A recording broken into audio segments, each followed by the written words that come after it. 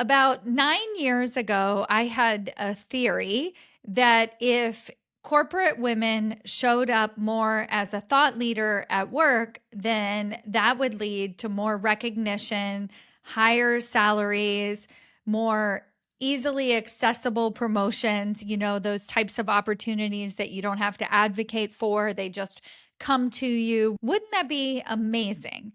So I created a process, and it's been almost a decade now, where if you showed up more as a thought leader at work, then this is what you would receive.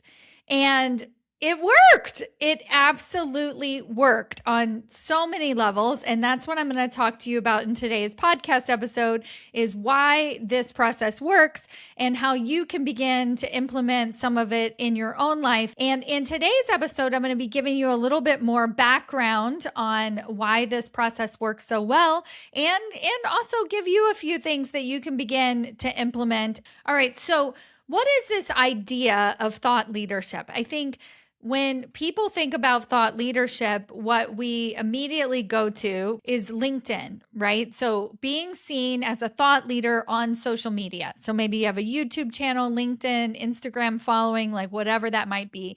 That's the vernacular of thought leadership that we've created over the last decade, and it's part of the normal environment. And I think that when I mention thought leadership to corporate women, they're like, well, I don't really want to do that. And rightfully so. One is because it's a second job. And for a lot of women, we don't have room for a second job. And then the other thing is that it's risky, right? So putting yourself out there on platforms like LinkedIn have a double risk. One is that, it kind of feels very permanent and people will judge you, or people might see you, or let's say you're looking for another job opportunity and they search for you and then your name comes up, and whatever it is that you care about, it's risky because you end up looking stupid, or you might feel like you look stupid and you don't want to come off that way. And I think the biggest risk is that it's going to piss off your current employer, right?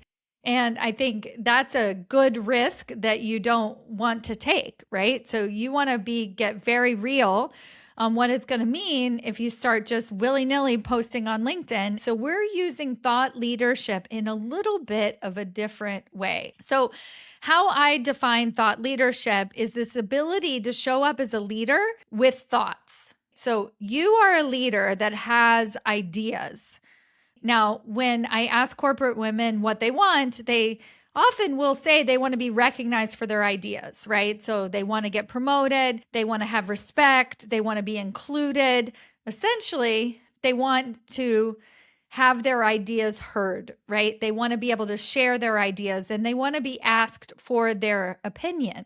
And when that's something that you want, it can be very difficult and frustrating if that's not happening. So I use thought leadership with my clients to give them that influence ahead of time. Okay.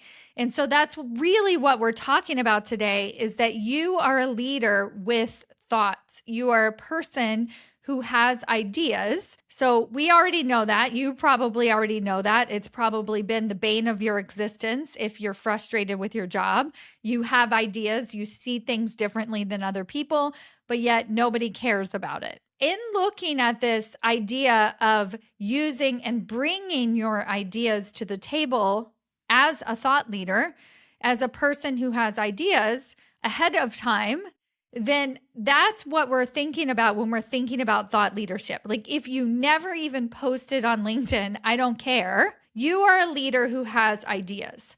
I do stakeholder interviews. So the women inside of my leadership table mastermind, as soon as we start a 6-month engagement, the first thing I do is I interview their boss and I create a baseline. Like, where are they today? How are they viewed by their leadership team in terms of their leadership abilities? What are the words that are being said about them at work? And then what are those areas of improvement? Like, I am on a mission to make sure that every woman knows how to answer that question, what do you want to be known for?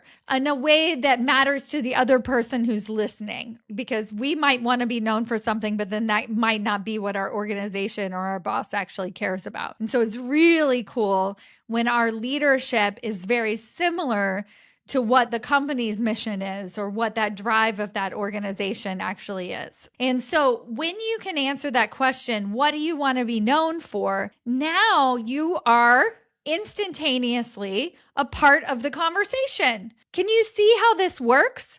A lot of times you're having conversations with your boss and you're talking about work and what you did that week and what you worked on that week. But even if for 5% of the conversation, like less than 5 minutes of the conversation, you're talking about something about your leadership or some of the things that you've been thinking about in the world, that is what that person is going to start repeating. Like if they hear this often enough, what you want to be known for or what matters to you or what values you have, then when they talk about you on your performance review or to their boss's boss, they're going to speak about you from that value-driven place. Like I want to interview them. And I want all of the bullets that they say to talk about your leadership, not just that you're very responsible and you get your work done on time. So you see the difference here. And so that's what we're starting to do when we shift into this idea that we are already leaders with ideas, with thoughts. We are thought leaders. We have opinions. And then the question becomes, how do I begin to share those opinions so that I don't just seem like a walking billboard trying to tell everybody what to do? Not my goal at all. So the first thing that you're going to start doing or recognizing is that if you want to be seen as a thought leader at your organization, you have to pull yourself out of the weeds. Now, the thing that I like to remind women is that pulling yourself out of the weeds actually is not about time management. It's about communication. And you can't imagine advocating for a promotion because you don't have any extra hours in the week. So how in the world would you work at the next level? I'm here to tell you, you can begin to change and shift your communication immediately, even before the actual hours that you put in at work change. The first thing that you need to know is that you need to pull yourself out of the weeds. Now, I want you to pull yourself out of the weeds from a time management perspective, but more importantly, from a communications perspective. So I already talked about those meetings with your boss, and I want you to start to ask yourself, what percentage of that meeting did I talk about work? But then I want you to ask yourself, what percentage of those conversations did I talk about the vision? Did I talk about the way I think, the way I communicate? What percentage of the conversation was focused on something even higher level than what is my work output? Okay. And if that percentage is anything less than 5% of the conversation, I really want you to ask yourself, how can I begin to elevate it so that I'm sharing about my ideas? So let me give you an example. So there was a woman that I worked with, and she was a vice president of human resources. She actually reported directly into her CEO, and this woman knew everything about human resources, right? She belonged to all of these different human resources organizations. She read up on best practices. She was very skilled and very good at her job. She reported directly into the CEO, and because the CEO was very busy, oftentimes the CEO would give her a tremendous amount of autonomy, right? So these would be very quick check-ins with her CEO, only if she needed something, but otherwise my client kept everything to herself, everything that she knew, all the decisions that she was making, why she was making these decisions. And she was also a little bit of a one-woman show at her company, so she didn't have a ton of direct reports. So she was really doing all of it, right? So she had to do the work product, the day-to-day job, but then she also had to make these really big decisions. And then her boss was like, yeah, that sounds good. So she would approve them. So then my client felt happy about that. But the reason that she thought something was off and the reason that she hired me to be her coach was because she noticed that in the management team meetings, which by the way, she was the only VP in these meetings, Everybody else was actually in the C-suite. So she's not getting paid or titled, at the level that she's actually operating at. But not only that, all of her ideas, questions, talking points got pushed to the final 5 minutes of the conversation. And so that was when she kind of like woke up and was like, maybe I need some help here, because I'm really good at what I do. I have lots of ideas. I have a ton of respect, but I'm clearly not being recognized for those ideas. So I was able to teach her to communicate with her boss, who is the CEO, about literally for 5% of the conversations, why she was making this decision. So that's what you're going to start to do this week, is you're going to communicate the why. Why am I making this decision this week? And when you can begin to communicate the why, you're showing up as that thought leader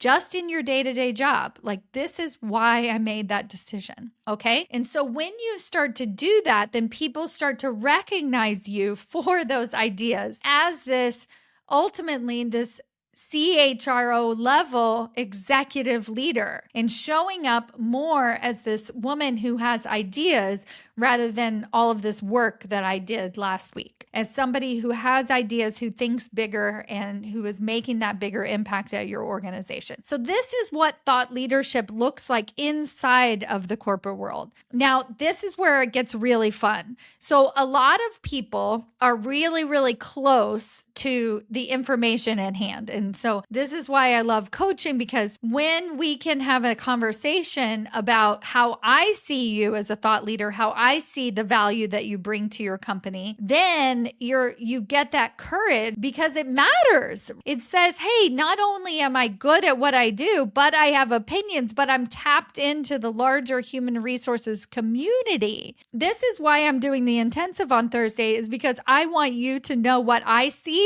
matters, right? So a lot of times what you think matters isn't always what's going to set you apart in terms of your ideas. Also, it's very difficult. It can be very difficult to really identify what your leadership brand is. And this is something that I'm very skilled at pulling out of people. And once you begin to understand what your leadership brand is, even if you don't actually share it with anybody, you don't like start walking around and saying what type of leader you are, it's going to fuel you. You're going to understand the why. So when you do raise your hand, when you do offer to give a presentation in front of the CEO and you're sweating bullets, you're going to know why it matters to have your particular voice at the table. So being able to articulate these different ways, whether it's to ourselves, sharing it with other people, is literally the answer to having success at the C-suite, to having success in those higher level executive leadership positions. Now, here's where it gets really fun, is that my clients will experience a promotion as a direct result of this elevated communication. And then the remaining 40%, what they do is they get so confident and they understand so clearly how underpaid they drastically are that they go out and find themselves another opportunity. When you have those leadership ideas, those leadership principles, they know the value that you in particular bring to the organization. Lots of leaders know, not just your boss, but many leaders at the organization know about the value that you bring.